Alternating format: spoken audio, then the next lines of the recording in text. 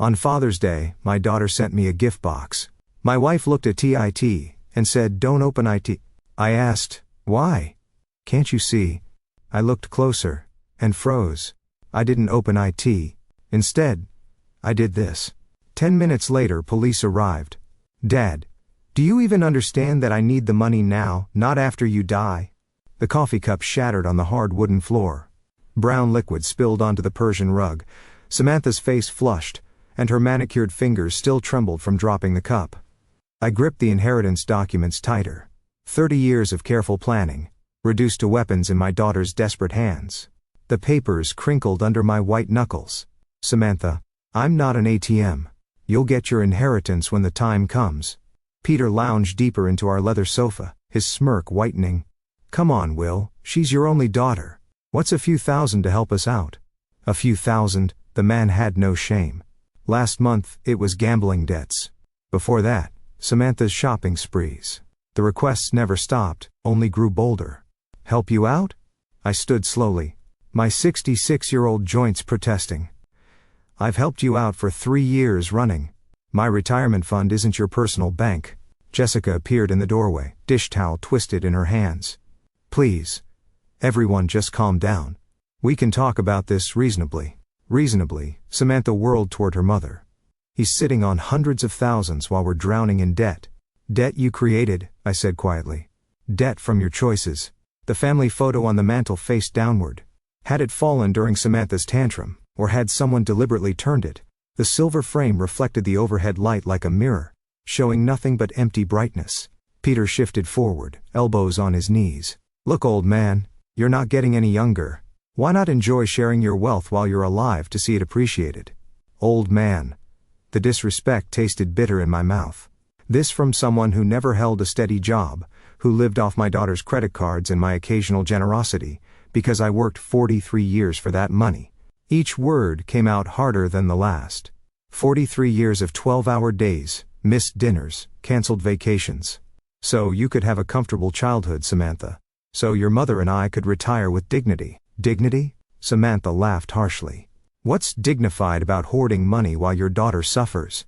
"Suffers?" I looked at her designer handbag, her fresh highlights, her expensive jewelry, Peter's brand new sneakers. Their suffering looked remarkably comfortable. "Your suffering is self-inflicted." The words escaped before I could stop them. Every crisis, every emergency, every desperate plea for money. You created them all. The silence stretched tight as piano wire.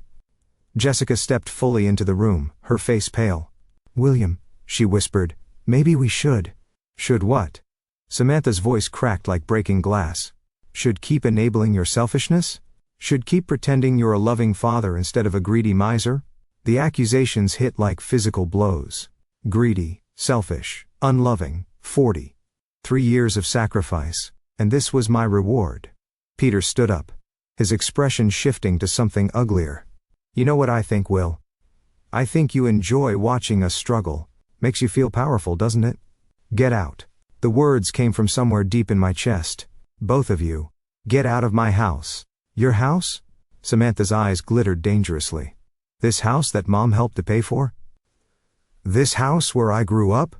You can't just kick out your own daughter." "Watch me." But she wasn't moving. Neither was Peter. They stood there like predators who'd caught the scent of weakness, waiting for me to back down, waiting for the usual apology, the usual compromise, the usual check written to buy temporary peace. Not this time. I walked to the front door and opened it wide. Cool evening air rushed in carrying the scent of honeysuckle, and the distant sound of neighbors' laughter. Normal families having normal conversations. How long had it been since we'd laughed together? "Samantha," I said without turning around, "take your husband and leave. Don't come back until you're ready to have a respectful conversation about your financial problems and your solutions that don't involve my wallet. You'll regret this," she hissed, grabbing her purse. "When you're old and sick and need someone to take care of you, remember this moment? Remember how you chose money over family?" Her heels clicked across the hardwood like gunshots. Peter followed, pausing at the threshold. "This is an over-old man," he muttered. "Family doesn't abandon family." The door slammed hard enough to rattle the windows. The silence felt heavier than their shouting had. I stood frozen at the front door, my hand still gripping the brass handle. Through the decorative glass panels, I watched Samantha's BMW reverse aggressively out of our driveway, tires spinning on the asphalt. Jessica's soft footsteps approached from behind. "William." I turned slowly. The living room looked like a battlefield. Coffee stains darkened the Persian rug we'd bought for our 20th anniversary. Inheritance documents lay scattered across the hardwood floor like fallen leaves. The overturned family photo caught the lamplight, its silver frame winking mockingly. 43 years, I whispered, more to myself than to her. What?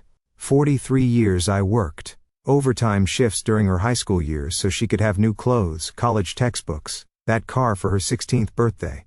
My voice caught. The wedding we couldn't afford but paid for anyway. Jessica picked up the scattered papers, her movements careful and deliberate. "She's struggling, William. The gambling problem is her choice." The words came out sharper than I intended. Every casino visit, every online bet, every lie about where the money went, her choices. I walked to the mantel and righted the family photo. 5-year-old Samantha smiled back at me, gap-toothed and innocent, sitting on my shoulders at the county fair. When had that joyful child become this manipulative stranger demanding my life savings? "Remember when she wanted that dollhouse for Christmas?" I asked, touching the glass. "The one from the expensive toy store downtown. I worked double shifts for 2 months to afford it." Jessica's silence was answer enough. We both remembered. Just like we remembered the ballet lessons, the summer camps, the brand-named shoes because her friends all had them. Every sacrifice made gladly for our daughter's happiness. And now she throws coffee mugs at me because I won't hand over my retirement fund. She didn't throw it at you, William, she threw it at the floor. The distinction felt meaningless. The violence was the same, whether aimed at me or my possessions. The disrespect identical. I bent down and picked up one of the inheritance documents. The legal language blurred as I read it, but I knew every clause by heart. Years of careful planning, conservative investments, delayed gratification. Also, Samantha would be financially secure after we were gone. "Peter's influence," Jessica said quietly. "He fills her head with these ideas about what we owe her. Peter didn't create her greed. He just gave it permission to show itself." The harsh truth hung between us. Our daughter had become someone we barely recognized. And we'd enabled it by always giving in, always writing the check, always smoothing over her latest crisis with our money. My phone buzzed a text message from an unknown number, but I recognized the writing style immediately. "Dad? I hope you're happy. Kids need winter coats and school supplies, but apparently your precious money is more important than your grandchildren. Don't expect to see them anytime soon. Grandchildren. The ultimate weapon in Samantha's arsenal. Emma and Jake, 8 and 6 years old, innocent casualties in their mother's war for my wallet. She knew exactly where to strike to cause maximum pain." I showed Jessica the message. Her face crumpled. She wouldn't really keep them away from us, would she? But we both knew she would. She'd done it before, during smaller arguments. A week here, 2 weeks there. Whenever we didn't immediately comply with her financial demands, the children used as bargaining chips in her endless quest for money. "William, maybe we should reconsider?" "No." The word came out like a gunshot. "No more. I won't be held hostage by threats about the grandchildren. I won't teach Emma and Jake that love can be bought, that family relationships are transactions." Jessica flinched at my vehemence. In 38 years of marriage, she'd rarely seen me this angry. Even during our worst arguments, I'd never spoken with such cold finality. But something had shifted tonight, some fundamental understanding about my daughter, about our relationship, about the future I'd imagined for our family. The illusion of loving sacrifice had shattered as completely as that coffee mug. My phone buzzed again. 6 days later, I sat on our front porch with the Sunday paper, trying to find normalcy in the Father's Day morning routine. The coffee had grown cold in my mug, but I held on to it anyway, watching neighbors emerge for their weekend activities. The Hendersons were loading their car for what looked like a family outing. The Patels were working in their garden, their laughter carrying across the quiet suburban street. Jessica moved around inside the kitchen, the soft clatter of breakfast dishes drifting through the open window. We'd spent the week in careful conversation, dancing around the Samantha-shaped hole in our family dynamic. Neither of us had heard from her since that night. No calls, no texts, no surprise visits demanding money or reconciliation. The silence felt unnatural. In 3 years of financial crises, Samantha had never gone this long without contact. Usually by day 3 she'd be calling with apologies and smaller requests, testing the waters before launching into her next major plea for money. But this was different. The completeness of the silence felt deliberate, calculated, almost like the calm before a storm. Part of me felt relieved. Part of me worried. The rumble of a delivery truck broke through my thoughts. I looked up from the sports section to see a brown UPS vehicle slowing in front of our house. Strange, we weren't expecting anything, and Sunday deliveries were rare unless someone paid extra for weekend service. The driver hopped out, consulted his handheld device, then grabbed a medium-sized box from the back. He approached with the professional efficiency of someone working holiday overtime. "William Carr, that's me. Happy Father's Day," he said, offering the package and his electronic clipboard. "Someone must think highly of you to pay for Sunday delivery." I signed my name, studying the shipping label as he walked away. No return address visible, just generic shipping information. The box felt surprisingly light for its size, roughly the dimensions of a shoebox, but weighing maybe 2 pounds at most. "Who's that from?" Jessica called from the kitchen doorway, wiping her hands on a dish towel. "No idea." I carried the package inside, setting it on the coffee table where inheritance documents had scattered just 6 days earlier. No return address. She approached her expression curious but cautious. Jessica had always been more suspicious of unexpected deliveries than I was, too many years of hearing about package bombs and mail fraud on the evening news. "Maybe it's from the grandchildren," she suggested, but her tone lacked conviction. "Emma did ask about Father's Day when we saw them last month, before Samantha had weaponized them against us, before the threats and ultimatums." I pushed those thoughts away. "Could be," I agreed, though something felt off. The timing seemed too convenient, too calculated, and Emma wouldn't have paid for special Sunday delivery. Jessica leaned closer, examining the box with the methodical attention she brought to everything from grocery shopping to crossword puzzles. Her fingers traced the edges of the shipping label. "William," she said slowly, "don't open it." "Why?" She pointed to something I'd missed entirely in my casual handling. "Can't you see the holes? They're for breathing, which means something alive is inside." My stomach dropped. Now that she'd pointed them out, I could see tiny punctures in the cardboard, barely visible, unless you're new to look. Small, precise holes that someone had clearly made on purpose. "Breathing holes," I repeated, my voice flat. "Something's alive in there," Jessica confirmed, backing away from the coffee table. "The question is what?" We stood there in our living room, staring at the innocent-looking package, as if it might suddenly sprout legs and run away. The morning sunlight streaming through our windows seemed less warm now, the suburban quiet, more ominous. "Who would send us something alive?" Jessica whispered. But even as she asked the question, I felt a cold certainty settling in my chest. The timing, the anonymous sender, the Sunday delivery that ensured we'd be home and unsuspecting. This wasn't a gift. This was something else entirely. From inside the box came the faintest sound, a soft rustling that made us both freeze. The sound stopped as quickly as it had started, leaving us in tense silence. Jessica grabbed my arm, her fingernails digging into my skin through the cotton of my polo shirt. "Did you hear that?" she breathed. I nodded, unable to trust my voice. Whatever was in that box was very much alive, and it was waking up. A soft hissing sound emerged from the cardboard, barely audible but unmistakably real. We both froze, staring at the package, as if it might explode at any moment. The sound stopped. Silence stretched between us like a held breath, then it came again, longer this time, a distinct hiss that sent ice through my veins. Jessica's grip on my arm tightened until her nails bit through the fabric of my shirt. "William," she whispered, her voice barely a breath, "call someone." Now, my hand shook as I pulled out my phone, muscle memory taking over while my mind struggled to process what we were facing. The numbers felt foreign under my trembling fingers. "What's your emergency?" 911, "We have a suspicious package here with something alive inside." The words tumbled out faster than I intended. "It was delivered this morning with no return address, and it's making sounds." "Sir, can you describe the sounds you're hearing?" I glanced at Jessica, who nodded encouragingly. The hissing had stopped again, but we both knew it would return.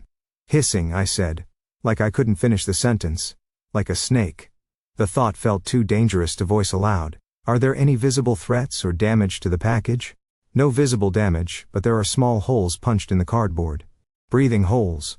My voice cracked on the last words. "Sir, I'm dispatching officers to your location immediately.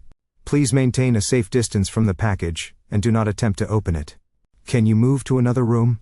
"We're about 6 feet away in our living room." "Should we leave the house?" "Stay inside, but keep your distance. Officers should arrive within 10 minutes. Do not touch or move the package under any circumstances. The line went quiet, except for the dispatcher's typing. 10 minutes felt like an eternity when something dangerous was sitting on our coffee table, growing more active with each passing moment. Who could have done this, William? Jessica asked once I'd hung up. The question I'd been dreading. The answer felt obvious, but saying it out loud would make it real. Would acknowledge that our daughter had crossed a line I'd never imagined possible. I'm afraid to guess, I admitted. But my mind was already there, connecting dots I didn't want to see. The timing on Father's Day wasn't coincidental. The anonymous sender who knew our address, our schedules, our vulnerabilities. Someone angry enough about our recent argument to plan something this elaborate, this cruel. Another sound from the box made us both step backward, not just hissing this time, but a rustling that suggested movement, something shifting position inside the confined space. The argument, Jessica said quietly. 6 days ago, she was so angry when she left.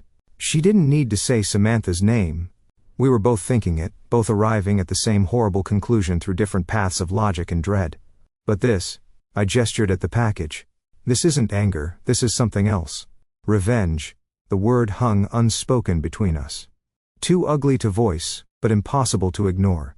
Our daughter, the child we'd raised and supported and loved despite her flaws, had sent us something designed to frighten or harm us. The box rustled again, more insistently this time. Whatever was inside was definitely awake now, probably confused by its surroundings, possibly agitated by our voices and movement. What kind of person does this to their own parents?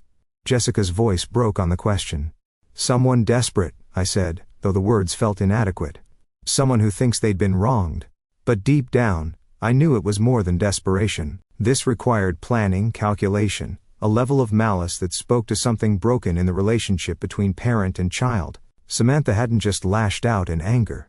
She'd crafted a deliberate act of psychological warfare.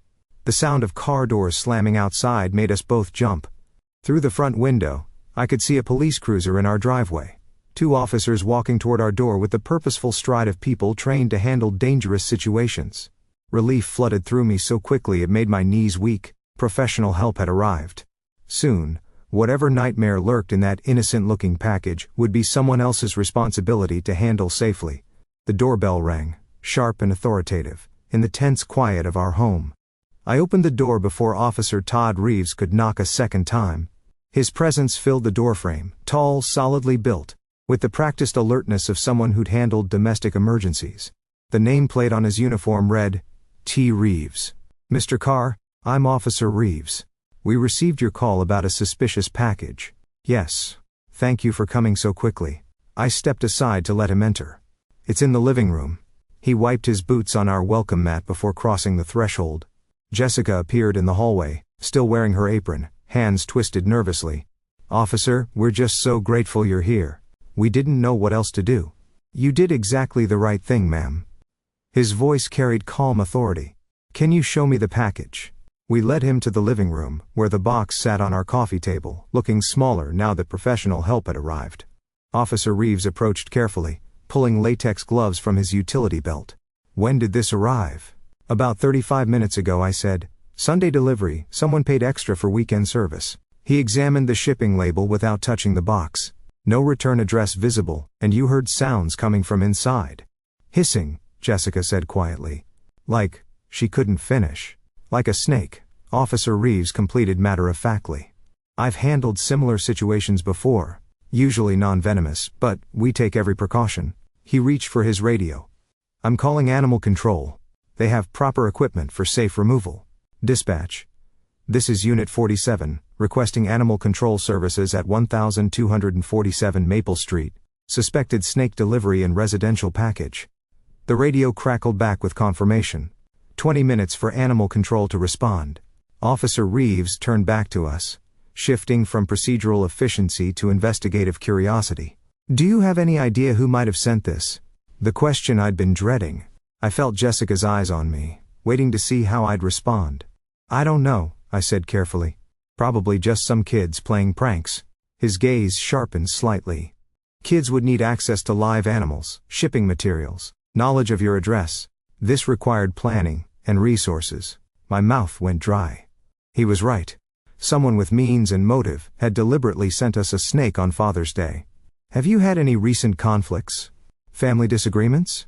Family disagreements. The phrase hung in the air like an accusation. Jessica tensed beside me, both of us walking the tightrope between honesty and loyalty. Nothing that would lead to this, I managed. Officer Reeves studied my face, noting the hesitation, but he didn't push. Instead, he pulled out a small notebook. Any unusual charges on your credit cards recently? Pet stores, exotic animal suppliers. The question hit me like a physical blow. Pet stores. The memory crashed over me with terrible clarity. That charge I'd noticed on last month's statement. Samantha used my credit card for emergencies. Reptile Palace, 127 to 50. I'd assumed it was something for the grandchildren, not a snake. Never a snake. Mr. Carr, are you all right? I forced my expression back to neutral. Though my heart hammered against my ribs, I'm fine. Just processing all this. But I wasn't fine. The puzzle pieces were falling into place with horrifying clarity. The timing. The knowledge of our routines. The access to my credit card. The deliberate cruelty of choosing Father's Day. My daughter had sent me a snake. Will you be filing a formal report? Officer Reeves asked. We can investigate the package origin. Pursue charges if we identify the sender. I looked at Jessica, saw the same conflict behind her eyes. Part of me wanted justice, but the larger part, the part that had spent 34 years protecting Samantha, despite her flaws, couldn't turn her over to police. No, I said quietly. I don't want to make a mountain out of a molehill. If it's just a prank, filing charges seem excessive. Officer Reeves made a note, though his expression suggested he'd heard this response before. Family loyalty, trumping justice. Even when family members crossed dangerous lines. Another vehicle pulled into our driveway. Through the window, I could see a white van with Animal Control Services painted on the side. That'll be Mike Johnson. Officer Reeves said. Best wildlife specialist in the county. He'll have this resolved safely within the hour. But as I watched the animal control officer grab his equipment, I knew the real situation was just beginning. Mike Johnson from Animal Control worked with the methodical efficiency of someone who'd handled stranger situations than ours.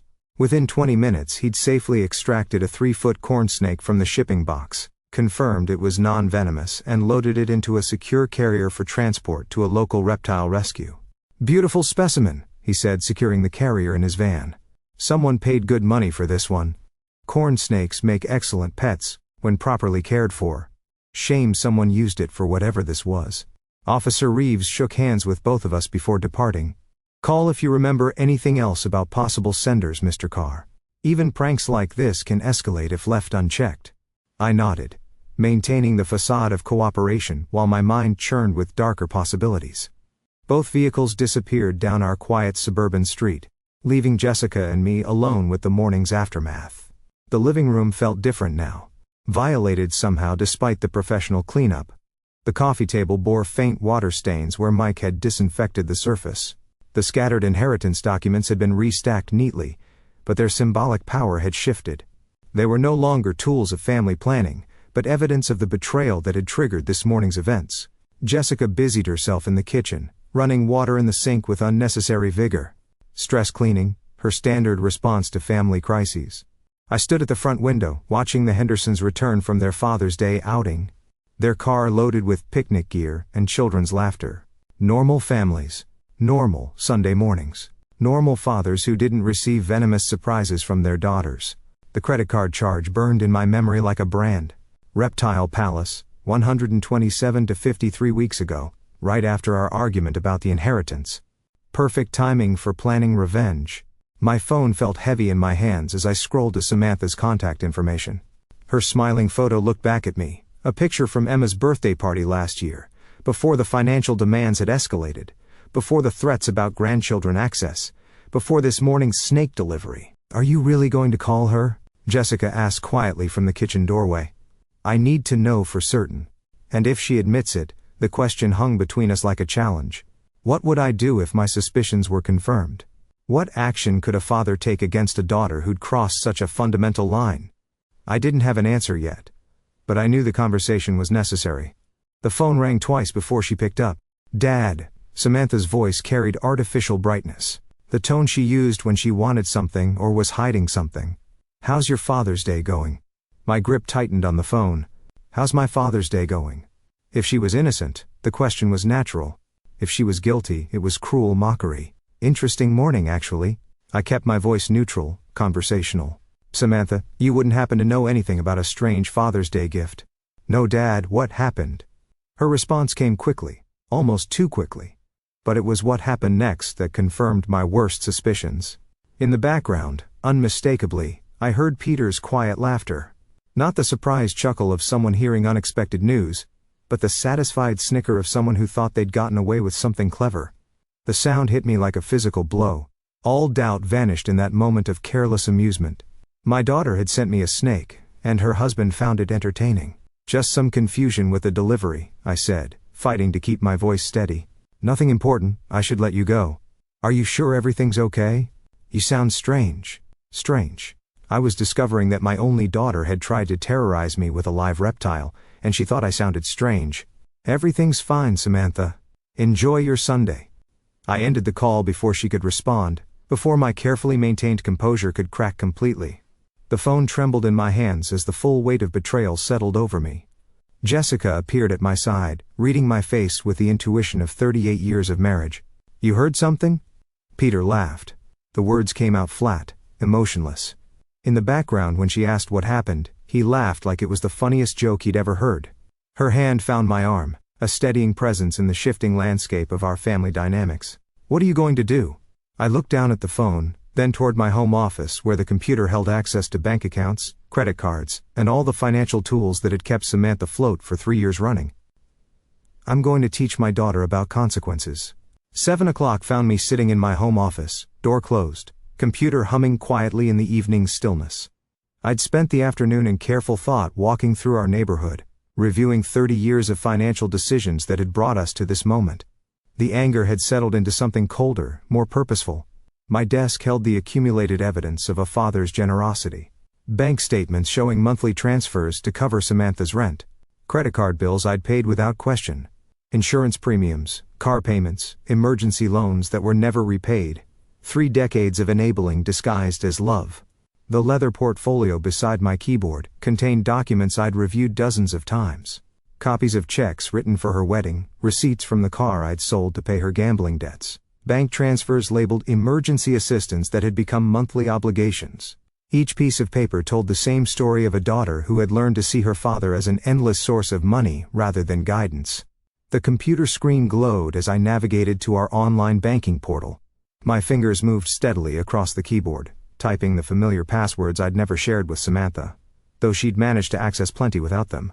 First, the credit card account, the same one that showed the Reptile Palace charge from 3 weeks ago. Samantha appeared as an authorized user, a status I'd granted her during college for emergencies. 20-year-old emergencies that had multiplied into a permanent lifestyle. I clicked on Manage Users. The system prompted me with security questions. My mother's maiden name, the street where I grew up. Simple answers that unlocked access to tools I should have used years ago. Remove authorized user, the screen asked in neutral blue text. My cursor hovered over confirm for perhaps 10 seconds, not from hesitation, but from the profound shift I felt occurring within myself. 30 years I've funded your irresponsibility. Enough, I clicked. User access revoked. Changes will take effect within 1 business hour. Next came the PIN changes. Samantha had somehow learned the numbers, probably watching over my shoulder during one of our many financial rescue missions. I selected new digits. The year Jessica and I were married. Numbers that meant something to our relationship but nothing to our daughter's schemes. The automated payments required more attention. Monthly transfers to her checking account. The recurring payment for her car insurance. A subscription service for her gym membership that she'd convinced me was essential for her mental health. Each cancellation required confirmation, a digital paper trail of my decision to stop being her private bank. My hands remained steady throughout the process, no trembling, no hesitation. This wasn't cruelty, it was overdue accountability. I remembered the conversation last month when she'd called, sobbing about the gambling debts, how she'd promised this was the last time, the final crisis I'd need to solve. I'd believed her, transferred another $5,000, and told Jessica we were helping our daughter learn responsibility. Instead, I'd been teaching her that consequences were optional. The final screen showed a summary of changes. Credit access removed, automatic payments canceled, PIN codes updated.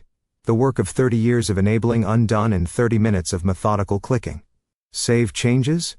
Outside my office window, the suburban evening continued its peaceful rhythm. The Hendersons were grilling dinner in their backyard. Mrs. Patterson walked her small dog past our mailbox. Normal families living normal lives, probably not dealing with adult children who sent live snakes as Father's Day gifts. I clicked save. The confirmation appeared instantly. Account changes processed, updated information will be available immediately. Leaning back in my leather desk chair, I felt something I hadn't experienced in years when it came to Samantha. Control. Not the desperate reactive scrambling to fix her latest crisis, but the calm authority of a parent who'd finally remembered that love sometimes requires saying no. Tomorrow morning she would discover that her financial safety net had been removed. Her credit card would be declined. Her automatic payments would bounce. Her assumed access to my resources would simply end. For the first time in decades, the consequences of her choices would be entirely her own responsibility. The phone on my desk remained silent, but I knew that wouldn't last long. Morning arrived with unusual peace. I sat at our kitchen table with coffee and the newspaper, watching sunlight filter through Jessica's herb garden on the windowsill. For the first time in years, I felt no anxiety about potential financial emergencies, no dread of manipulative phone calls.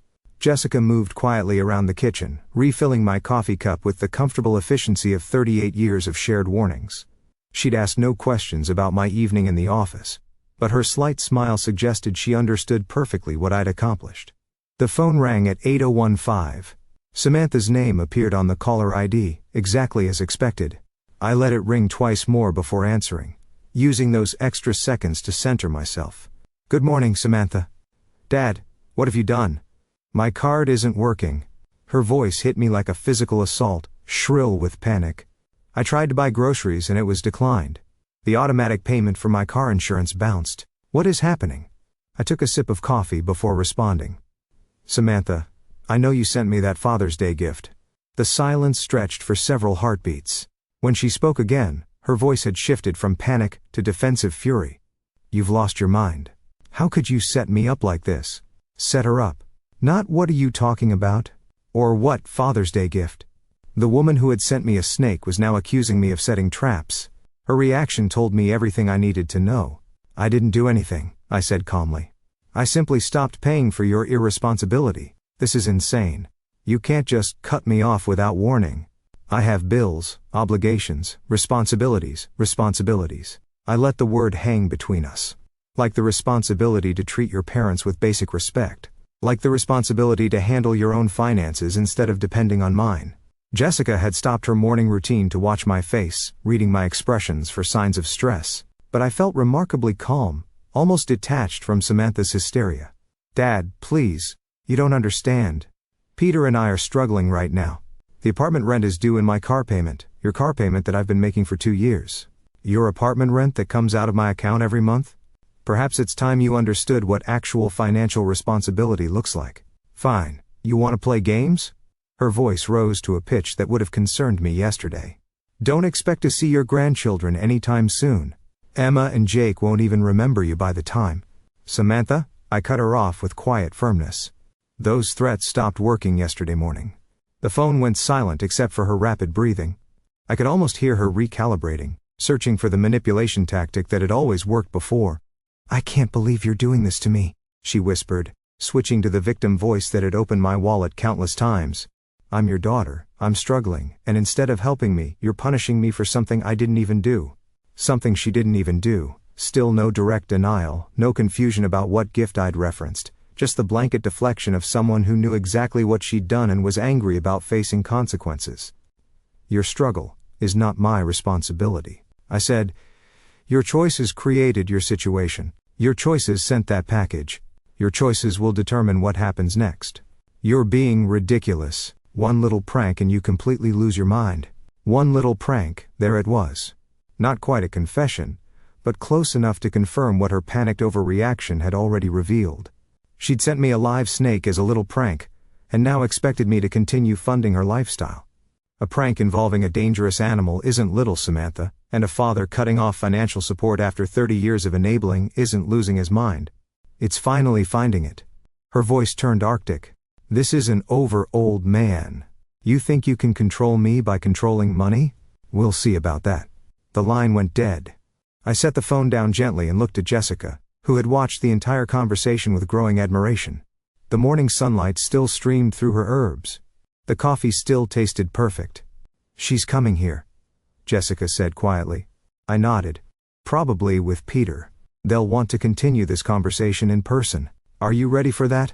I thought about the question seriously. Was I ready for my daughter to arrive at our home with her unemployed husband, demanding access to money she'd never earned, threatening grandchildren she'd already weaponized? "Yes," I said. "I think I am."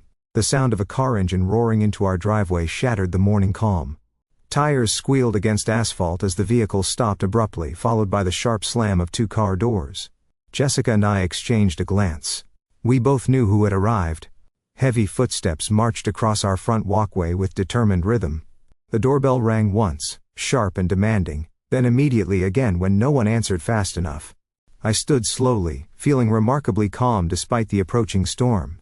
"Stay here," I told Jessica quietly. "No." Her voice carried unexpected strength. "We're in this together." The doorbell gave way to aggressive knocking. I walked to the front entrance and opened it to find Samantha and Peter standing on our porch like a two-person army ready for battle. Samantha's face was flushed red with anger. Her hair disheveled as if she dressed hastily and driven here in fury.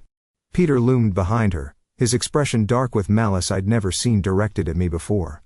"Dad," Samantha's voice vibrated with barely controlled rage. "We need to talk.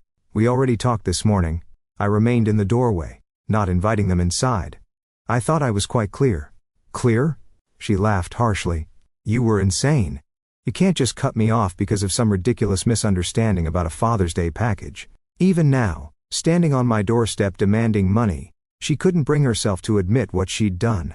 "There's no misunderstanding, Samantha. You sent me a snake." I responded appropriately. Peter stepped forward, his bulk filling more of the doorway. "Look, old man, maybe you didn't think this through properly. Samantha has expenses, responsibilities. Kids need things. Kids whose mother threatens to keep them away from their grandparents when she doesn't get money." I replied evenly. Samantha's face contorted with desperate fury. "Fine. You want to play hardball? You'll never see your grandchildren again. Emma and Jake will grow up knowing their grandfather chose money over family." The words that had once been my greatest fear now felt powerless against the clarity I'd gained. I looked at my daughter and saw, not the child I'd raised, but the manipulative stranger she'd become. "Samantha," I said quietly, "that's not a threat. That's a blessing." The shock on her face was complete. This was not the response she'd expected. Not the devastating blow that had always brought me to my knees before. Peter's mouth fell open. "You... what?" Samantha stammered. "If you're the kind of person who uses children as weapons against their grandparents, then perhaps it's better that they're not exposed to that kind of manipulation while they're young." Peter's expression shifted to something darker. He stepped forward. Close enough that I could smell the anger radiating from him. "We know where you live, old man," he said, his voice low and menacing. "We know your routines, your schedule. You might want to reconsider your position." I felt Jessica tense behind me, but I remained perfectly still. "Are you threatening me, Peter?"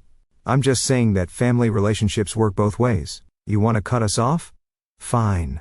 But don't expect us to just disappear quietly." "Actually," I said, "that's exactly what I expect.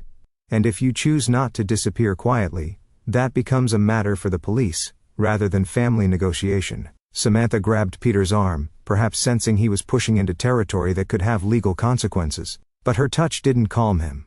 It seemed to fuel his aggression. "You think you're so smart," Peter continued. "You think cutting off our money makes you powerful. There are other ways to get what we need." "I'm sure there are," I agreed. "Like getting jobs, for instance." Novel concept. "But people have been supporting themselves through employment for centuries." "This isn't over," Samantha hissed, her desperation transforming into pure venom. "You'll regret treating us like this. Family doesn't abandon family. And there will be consequences." "There already are consequences," I said. "You're living them right now." They stared at me for a long moment, perhaps finally understanding that no amount of threats, guilt, or manipulation was going to restore their access to my resources. The man who had spent 30 years being their personal bank had simply closed. Without another word, Samantha spun on her heel and stalked back to their car. Peter followed, but not before giving me one last menacing look. I watched them drive away, their car engine revving unnecessarily loud. Only when their taillights disappeared did I close the front door and turn to Jessica. Her face was pale, but her eyes held something they hadn't seen in years. Pride. We're going to need legal advice, I said. Evening brought the quiet normalcy that had become precious in our house. Jessica and I sat at our kitchen table after dinner, the domestic routine providing comfort after the morning's chaos. She sipped chamomile tea while I nursed my second cup of coffee, both of us processing the day's events. The kitchen had always been our sanctuary for serious conversations. It was here we'd discussed buying the house, planned for retirement, talked through concerns about Samantha's early struggles with money. Now it served as the place where we contemplated the complete breakdown of our family relationship. I keep thinking about when she was 8, Jessica said quietly. Remember the Mother's Day breakfast she made? Burned toast and orange juice with too much pulp. But she was so proud. I did remember Samantha in her pink pajamas standing on a kitchen stool to reach the counter, determined to surprise us with breakfast in bed. The memory felt like it belonged to someone else's family now. She used to draw us pictures, I said. Stick figures of our family holding hands. I kept them in my office desk drawer for years. I still have some in that memory box upstairs. Jessica's voice carried maternal grief. William, she's still our daughter, despite everything that's happened today. The words I'd been expecting all day. Jessica's instinct to heal, to find middle ground, to somehow restore what had been broken.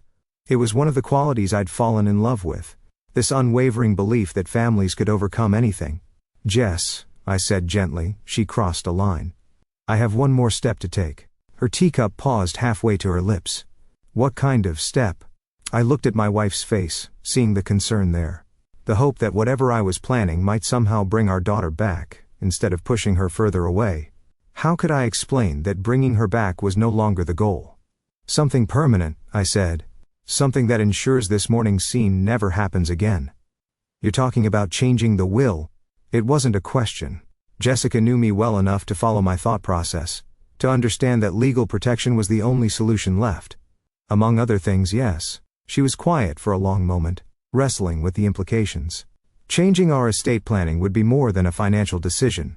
It would be a formal acknowledgement that our daughter was no longer trustworthy. The grandchildren, she said finally, Emma and Jake, will be better off not learning that love can be purchased with money. I reached across the table and took her hand. Jessica, what she did today wasn't desperation. It was calculated cruelty. The snake. The threats. The manipulation. That's who she's chosen to become. But if we cut her out completely, we protect ourselves from future abuse. We protect our marriage from constantly managing her crises. We protect our retirement from being slowly drained away by someone who sees us as a resource rather than parents. Jessica squeezed my hand, her thumb tracing across my knuckles, in the gesture that had comforted me through decades of smaller challenges. This wasn't a smaller challenge, though. This was the end of something fundamental. Will it stop her? She asked. If you change everything legally, will she finally leave us alone? It will remove her incentive for contact. No access to money, no inheritance to protect, no leverage to maintain. She'll have to find other people to manipulate. The pragmatism of it felt cold, but necessary. Samantha would move on to easier targets. People who hadn't yet learned to recognize her patterns. I hate that it's come to this, Jessica whispered. So do I. But I won't spend our remaining years being held hostage by threats and manipulation. I won't let her destroy what we've built together. Outside our kitchen window, the suburban evening continued its peaceful rhythm. The Hendersons were walking their dog. Mrs. Patterson was watering her garden. Normal people living normal lives. When will you do it? Jessica asked. Tomorrow morning, I'll call Margaret Summers first thing. She's handled our legal work for 15 years. She'll know exactly what needs to be done to make it ironclad. Jessica nodded slowly, accepting the inevitable, even as it broke her heart. And if Samantha finds out, she will eventually. But by then, the legal protections will be in place. Her anger won't be able to touch us anymore. I stood up from the table, carrying our empty cups to the sink. Behind me, I heard Jessica's quiet sigh. Not disagreement, but grief for the daughter we'd lost. Tomorrow, I would take that final step. Tonight, I would hold my wife, and let her mourn the family we'd thought we were.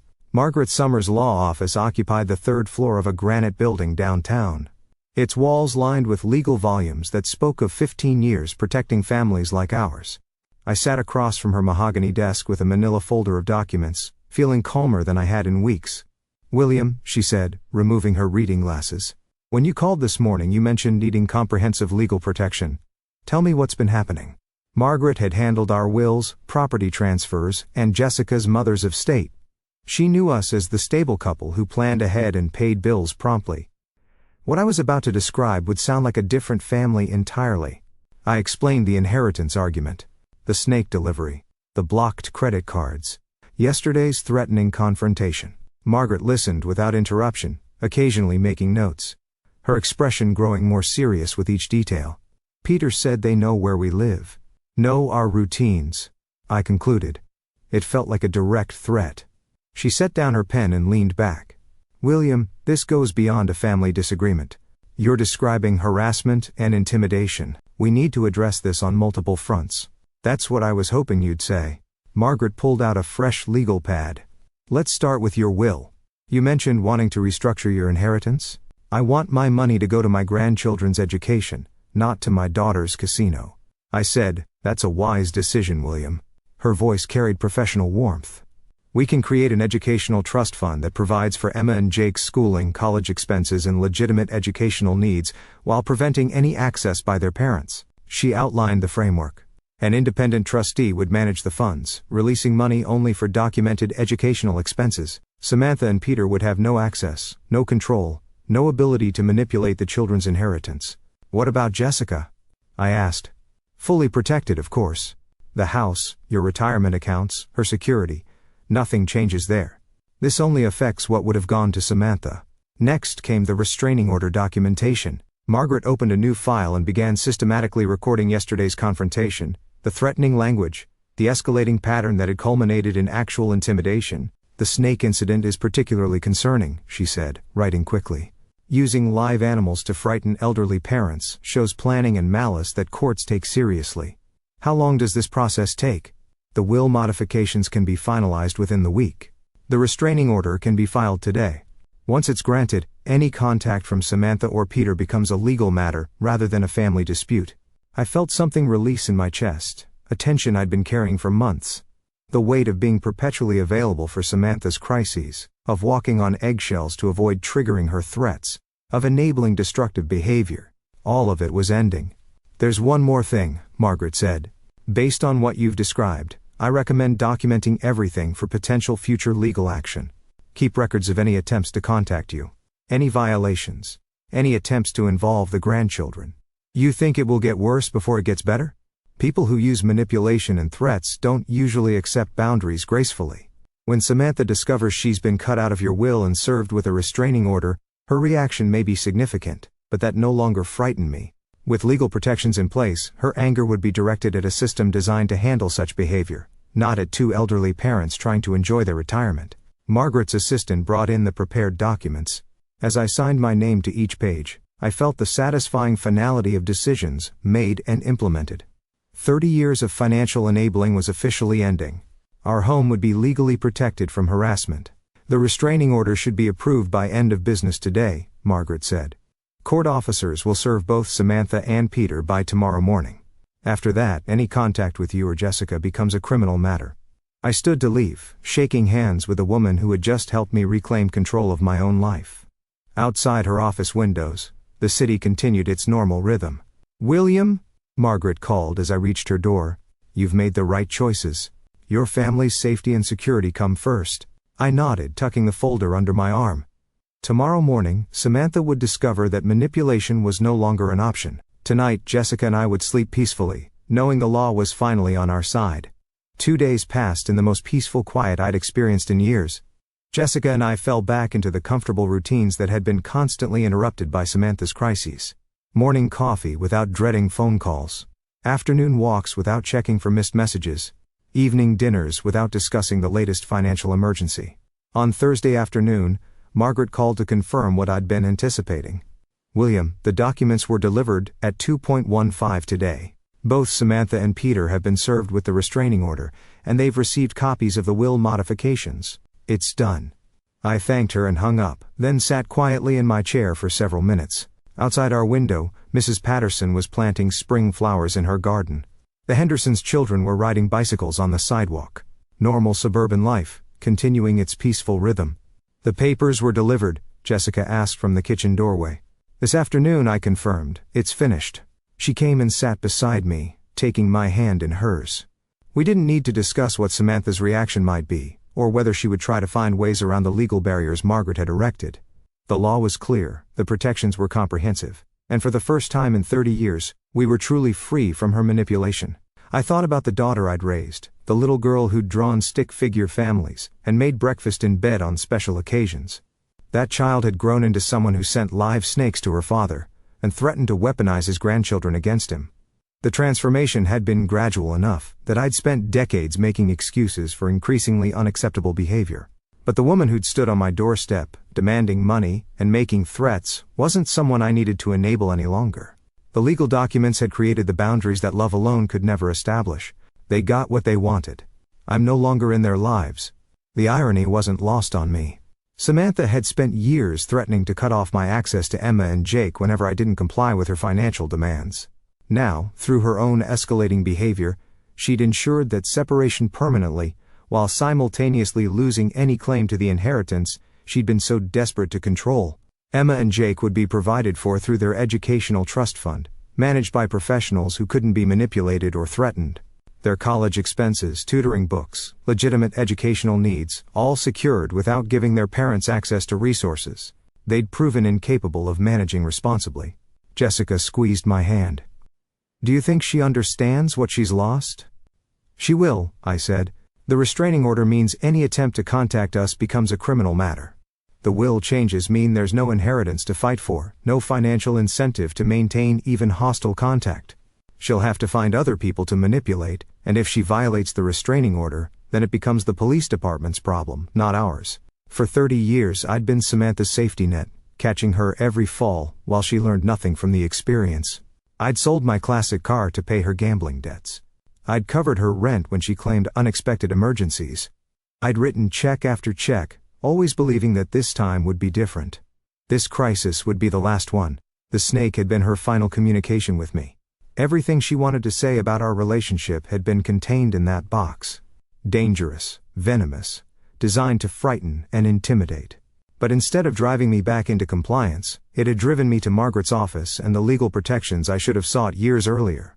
As the sun set through our kitchen window, Jessica and I prepared dinner together, with the easy cooperation of a couple who no longer carried the weight of constant family drama. No phone calls interrupted our conversation. No emergency texts demanded immediate financial rescue. No threats hung over our heads about access to grandchildren.